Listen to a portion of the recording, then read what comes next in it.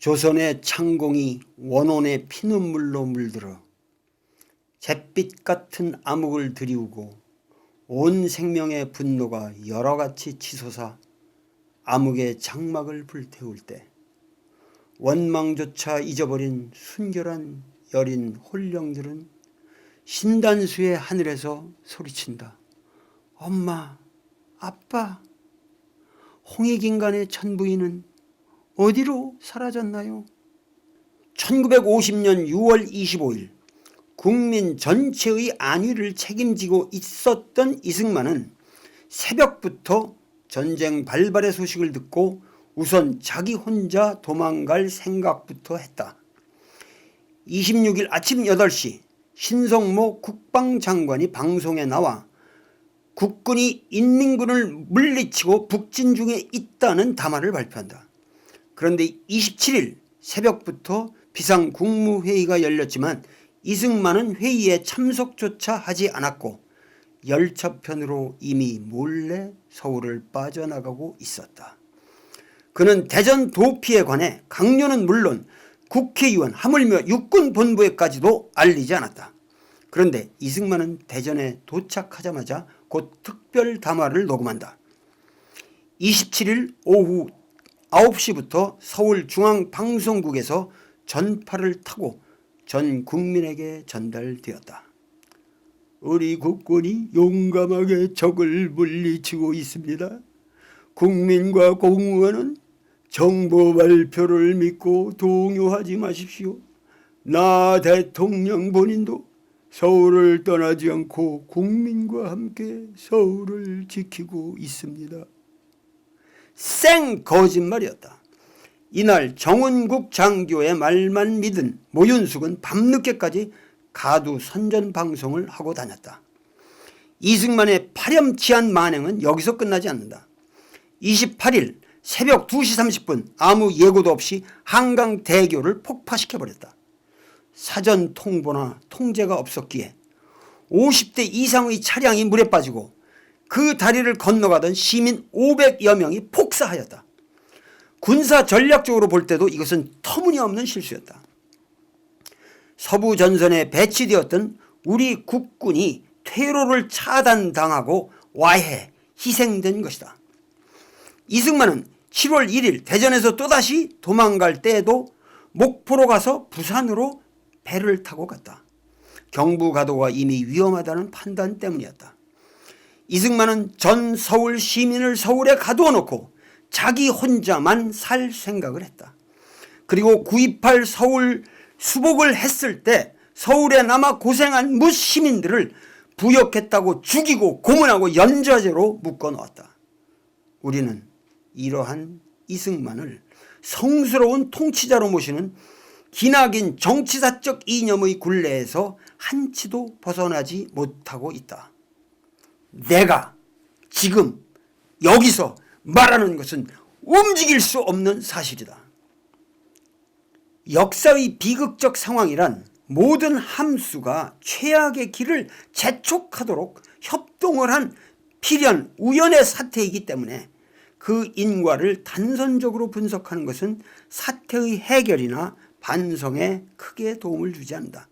그러나 수많은 인과 계열 중에서도 움직일 수 없는 명백한 사실들이 있다. 우선 배에 관하여 정확한 구조적 지식을 가지고 있으며 끝까지 남아서 승객의 안위를 책임지어야 할 선박직 승무원 15명 전원이 먼저 탈출하여 쌩쌩하게 살아있다는 사실이다.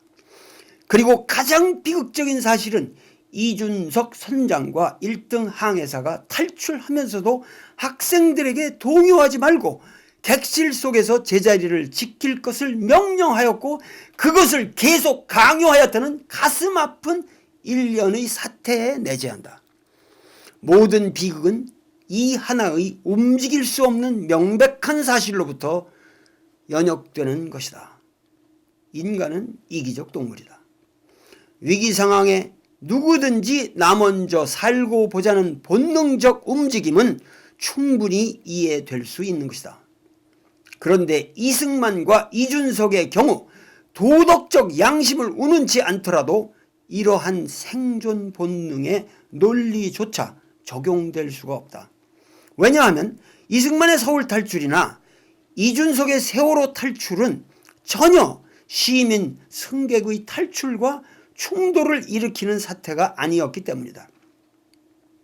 이승만은 서울을 빠져나오면서도 서울 시민들에게 탈출을 권고할 수 있었고, 이준석은 세월호를 빠져나오면서도 승객들에게 같이 탈출하자는 얘기를 할 수 있었다. 아니, 해야만 했다.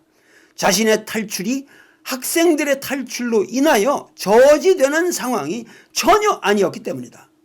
일본 토호쿠 지진 때도 미야기 농고의 학생들은 다급한 상황에서도 소, 돼지 축사의 문을 열어주고 피신했다. 하물며 인간이랴. 이것은 이승만과 이준석의 DNA 심층 구조 속에까지 사람은 존엄과 보호의 대상이 아니라 통제와 관리의 수단일 뿐이라고 하는 비인성적 무책임한 의식이 자리 잡고 있다고 하는 사실을 전제하지 않으면 풀리지 않는다. 이들이 생각하는 코스모스는 다중의 죽음이다. 죽음의 질서인 것이다.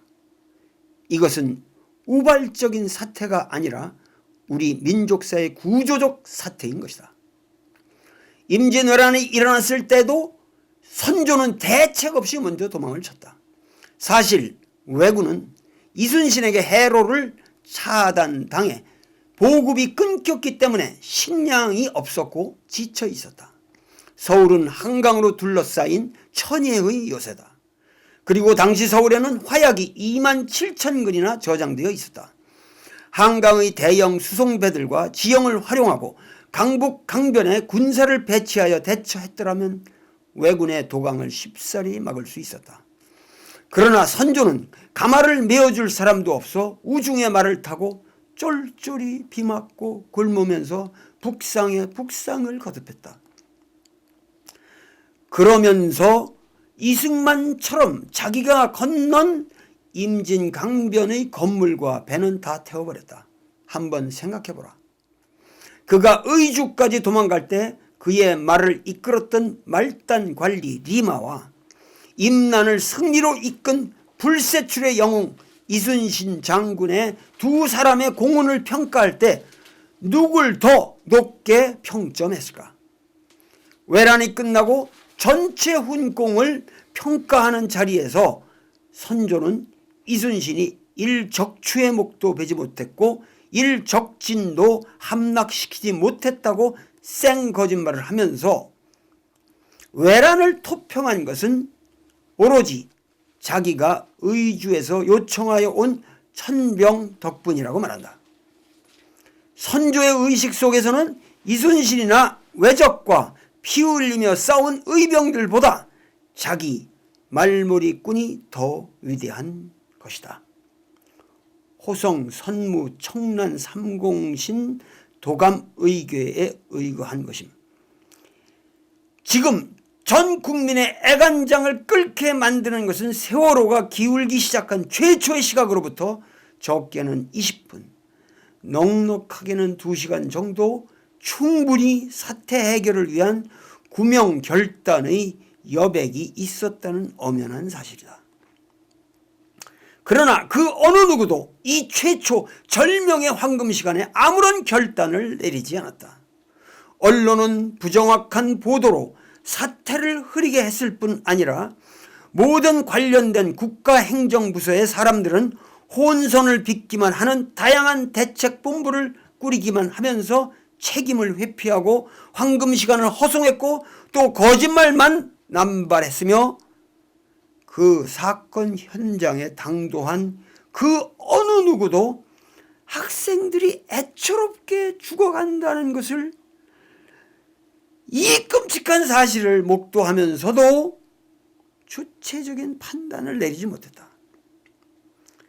이순신이 좌수사로서 당시 세태의 관행에 역행하여 임난 직전에 수군과 화포와 전술과 전함을 정렬해 놓았다는 이 사실은 오로지 그의 독자적 판단에 의거한 것이다.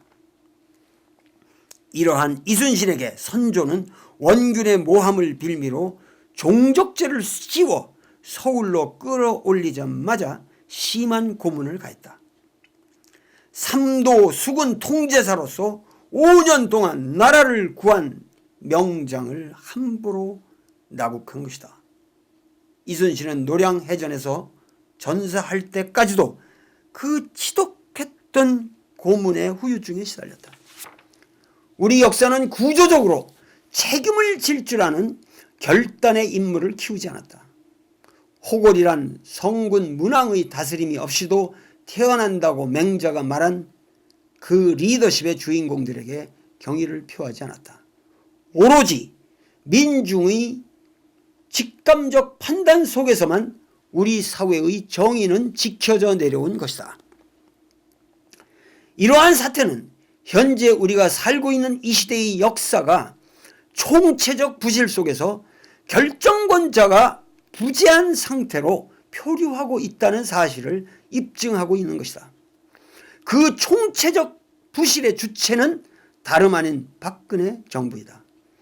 그리고 이 박근혜 정부의 구조적 죄악의 책임은 궁극적으로 모두 박근혜 본인에게 돌아간다. 세월호 참변의 전 과정을 직접적으로 총괄한 사람은 박근혜 한 사람일 수밖에 없다. 그의 정부의 사람과 이념, 그 모든 것이 박근혜가 창조한 것이다. 그만큼 통치의 정점은 국가의 안위에 막중한 영향을 끼친다. 그런데도 박근혜는 진심 어린 전면적인 사과의 한마디도 없었다. 과거의 황제인 한나라의 문제조차 불상사가 일어날 때마다 거느리고 있는 신하를 탓하지 않고 자기가 국민 앞에 직접 사죄했다. 맹자는 통치자가 진정 생도의 원리를 가지고 다스리면 죽는 사람도 죽음을 원망치는 않는다고 했다. 그러나 현 정부는 사도의 원리로서 죽음의 길의 원리로서 생사람까지 죽이고 있다. 이 불상사는 99.99%의 대중을 희생시켜 0.01%의 부귀 권세가들을 봉양하려는 이명박 정부 이래의 줄기찬 신자유주의적인 정책 기조가 교육, 경제, 정치, 행정, 법률, 문화 전반에 끼친 영향이 만들어낸 것이다. 세월호의 실소유주 유병언은 이윤 극대화를 위하여 승객을 짐짝화한 것이다. 유병언은 종교적 허세를 빙자하여 선량한 시민을 포갑하며 폭리를 취하는 데만 혈안이 되어 있었던 것이다. 이 사회의 주류 언론들이 이 기회에 박근혜 대통령이 책임 소재가 있는 모든 행정조직 또 세모, 청해진과 같은 음흉한 범죄기관을 발본색원해야 한다고 과격한 주장을 펴지만 이것은 사태의 본질적 해결이 아니다. 그것은 오히려 박근혜에게 무소불위의 과거 독재자가 휘두를 수 있는 권력을 부여해주는 것이다. 박근혜와 그 주변의 사람들은 이러한 사태를 활용하여 도덕적 제스처의 칼자루를 휘두르기만 하면 목전의 선거에서 승리를 구가할 수 있다는 계산을 즐기고 있을지도 모른다.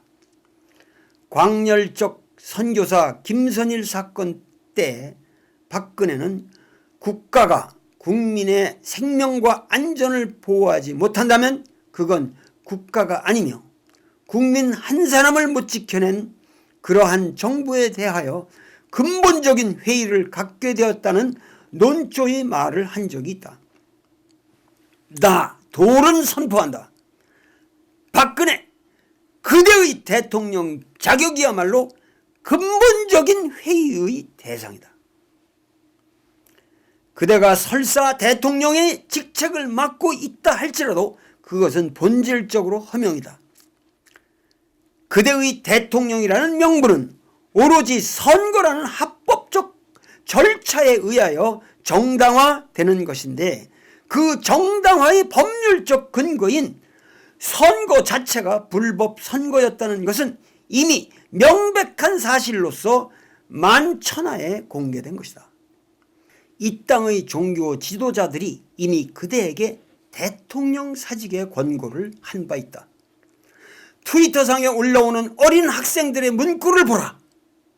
그 속에 이 시대의 진실을 말해주는 항변의 언사들이 많다. 국민들이여, 더 이상 애도만 하지 말라. 의기소침하여 경건한 몸가짐에만 머물지 말라. 국민들이여, 분노하라. 거리로 뛰쳐나와라. 정의로운 발언을 서슴지 말라. 박근혜여, 그대가 진실로 이 시대의 민족 지도자가 되기를 원한다면 대통령직에서 물러나는 것이 정도일 것이다. 그러나 그것이 차마 여의치 못하다고 한다면 정책의 근원적인 기조를 바꾸고 거국적 내각을 새롭게 구성하여 그대의 허명화된 카리스마를 축소하고 개방적 권력 형태를 만들며 주변의 어리석은 유신 잔당들을 척결해야 한다. 그들은 통치 능력이 부재한 과거의 유물이라는 사실이 이미 명백하게 드러났다. 그대의 양신은 민족이다. 부자만 옹호하는 현 정부의 가치관이 빚어낸 부패와 무능, 협잡과 유착의 고리들이 우리 사회를 휘덮어 악취를 풍기고 있다. 대통령의 사과는 언변이나 몸짓, 슬픔을 가장하는 표정이 아니다. 그것은 사회의 시스템과 가치관을 근원적으로 변혁하는 것이다. 정치란 다양한 요소들이 합생하여 새로움을 창출하는 과정이다. 그대는 결코 우리 사회의 새로운 기폭을 창조하지 못했다. 규제를 왜 푸는가? 그대의 규제 풀음은 가진 자를 위한 것이다. 그대가 풀어야 할 규제는 사상 통제의 규제이며 언론의 규제이다. 유통을 장악하고 골목 상권까지 독점하는 모든 대자본에 대하여 규제를 강화하라. 중소자영업자들의 생활세계를 보호하라. 이것이야말로 민중의 갈망이다. 언론을 바로 세워라. 그대는 국가 개조를 말했다. 그러나 그대가 중심이 된 국가 개조는 악순환만 초래한다. 이 사태를 해결하기 위한 시스템의 근원적 변화는 그대의 시녀가 되어버린 검찰이나 행정체계가 중심이 되는 것이 아니라 보편적 원칙에 따른 국민적 합의가 창출한 새로운 기관에 의하여, 다시 말해서 국민이 주체가 되어 국민 스스로의 미래를 개혁해 나가는 과정을 그대가 적극 도와주는 그런 변화이어야 한다. 동무 이재만은 말했다. 투연진릉 이상의 대환이 없고 호연 낙선 이상의 대약이 없다. 맹자는 호선하는 것 하나만으로도 천하를 다스리기에 넉넉함이 있다 했다.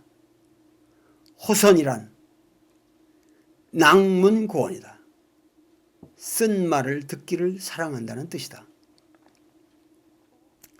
마지막 순간까지 서로를 애타게 챙겨주며 질서를 지킨 단원의 학생들, 그들을 보호하며 목숨을 던진 선생님들, 선박직이 아닌 헌신적 승무원들, 그리고 책임을 통감하고 팽목항 소나무에 목을 메어 시신을 찾지 못하는 녀석들과 함께 처성에서도 선생을 할까? 라는 유서를 남기고 선비답게 자결하신 강민규 교감님. 우리는 이들의 모습 속에서 우리 민족의 도덕성을 발견할 줄 알아야 한다. 민족 구원의 빗줄기는 있다. 세월호 희생자 302명은 살아있다.